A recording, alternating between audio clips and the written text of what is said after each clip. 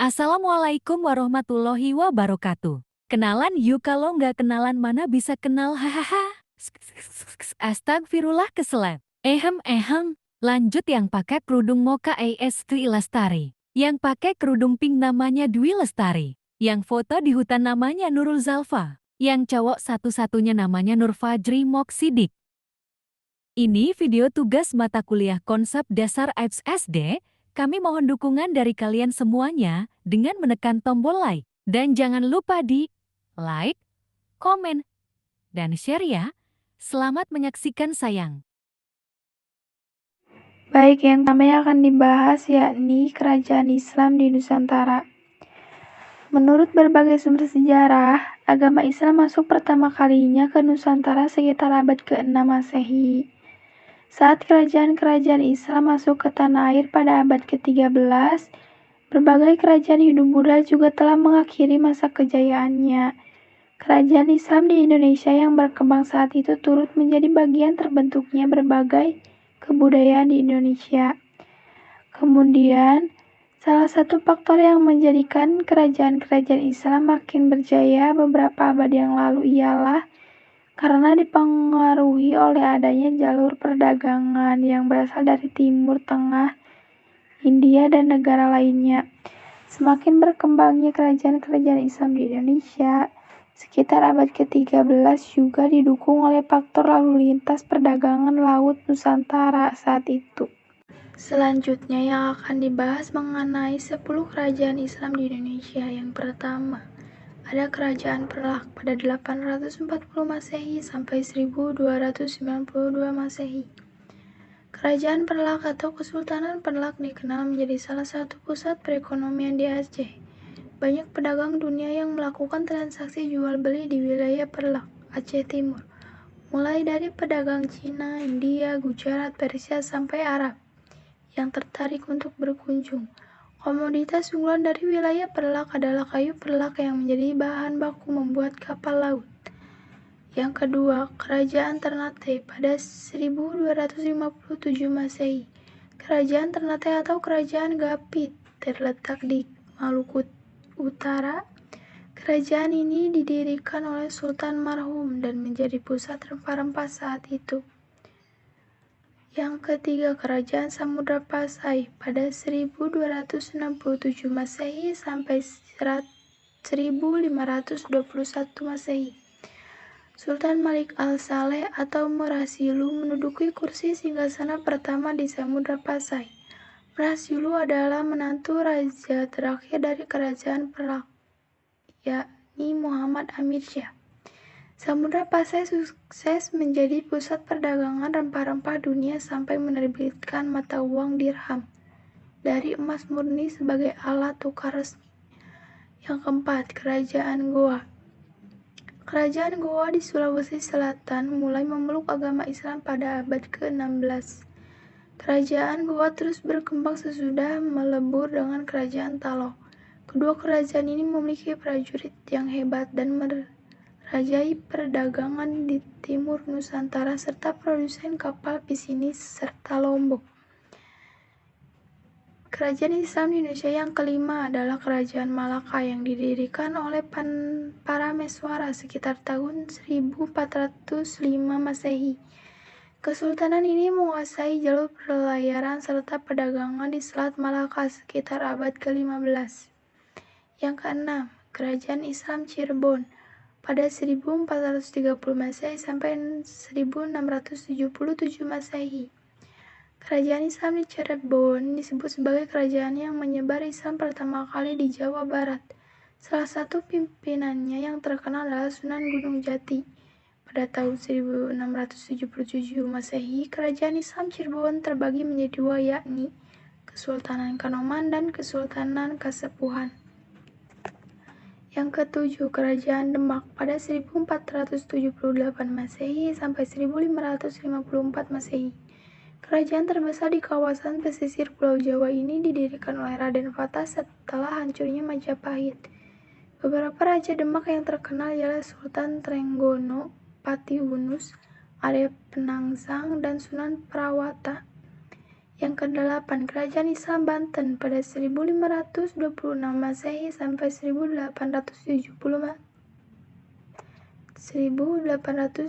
Masehi. Kerajaan Islam Banten muncul sekitar tahun 1526 Masehi. Salah satu raja yang tersohor ialah Sultan Maulana Hasanuddin.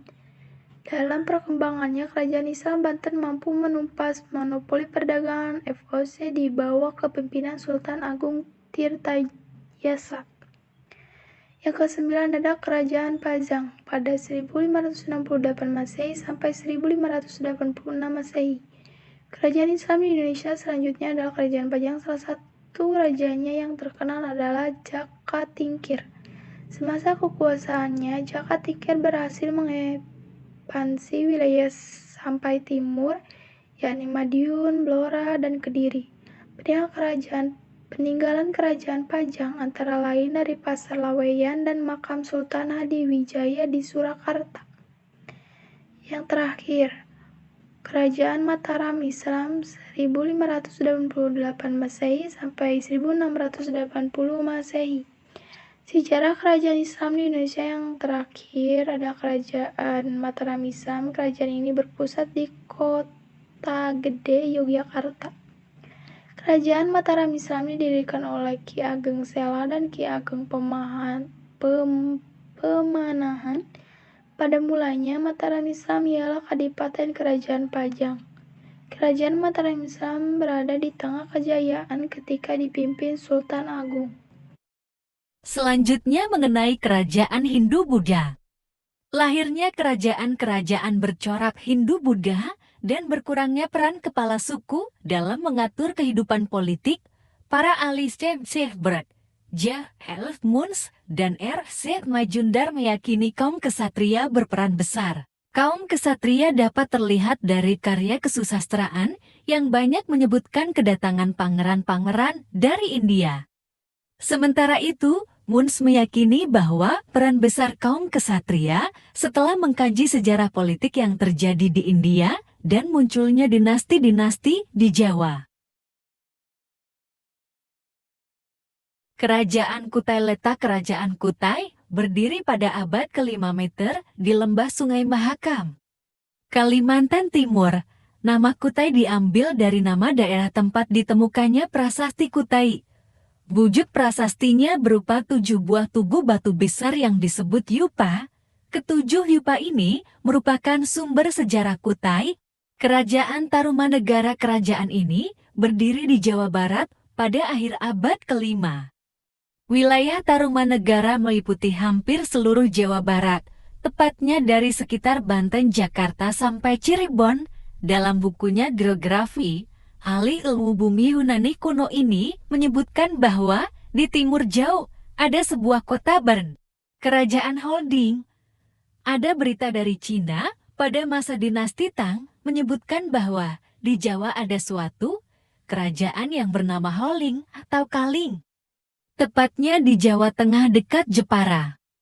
Sekarang, Kerajaan Holing diperintah oleh seorang raja, wanita yang bernama Ratu Sima. Sejak tahun 674, Kerajaan Kanjuruhan merupakan kerajaan tertua di Jawa Timur. Berdiri sekitar tahun 760, kerajaan ini dapat diketahui dari prasasti Dinoyo yang ditemukan di desa Dinoyo, Barat Laut Malang. Kini, prasasti sejarah Kerajaan Kanjuruhan yang berangkat tahun 682 AK atau 760 Masehi itu tersimpan di museum. Kerajaan Melayu adalah salah satu kerajaan tertua di Sumatera. Ketika Itsing akan pergi ke India, selain singgah di Jawa, ia juga singgah di Sumatera.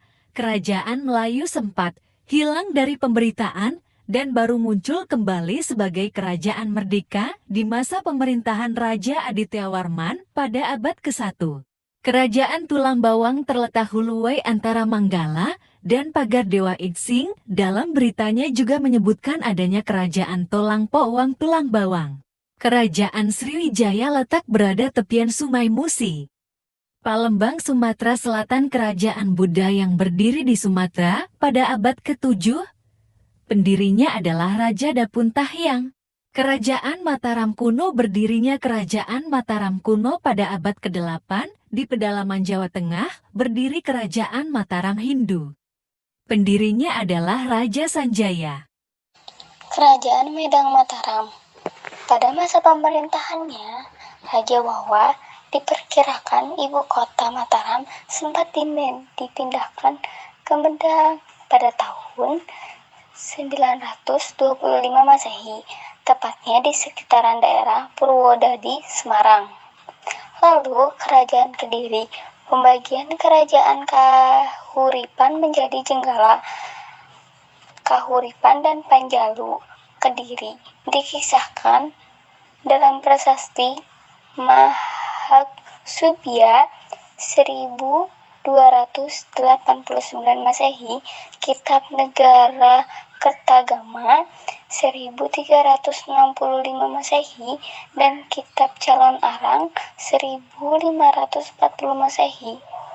Lalu Kerajaan Singgasari, setelah berhasil mengalahkan Kertajaya, Ken Arok mendirikan Kerajaan Singgasari dan berkuasa selama kurang lebih 5 tahun, yaitu dari tahun 1222 sampai tahun 1227. Kerajaan Majapahit. Ketika Singgasari jatuh ke tangan Jayatkatuang, Raden Wijaya, menantunya Kertajaya, lalu lari ke Madura. Atas bantuan Arya Wirajaya, ia ditemukan kembali dengan baik oleh Jayakatuang dan diberi sebidang tanah ditarik, yaitu Mojokerto. Kerajaan Bali. Berdasarkan prasasti Blanjong yang berangka tahun 914, Raja Bali pertama adalah Kaisari Wardadema. Istana berada di Singhadwala. Raja berikutnya adalah Sang Ratu Sri Ugrasena. Kerajaan Sunda. Berdasarkan naskah kuno yang ditemukan di Jawa Barat, setelah Tarumanegara runtuh, berulang kali terjadi perpindahan pusat kerajaan Hindu secara berturut-turut. Pusat kerajaan itu adalah Galuh, Pajajaran, Sunda, Kawali, dan Pakuan Pajajaran. Nah, itulah macam-macam nama-nama kerajaan dan peninggalan-peninggalannya. Nah, sekian dari saya. Terima kasih. Rico Pilo Remix.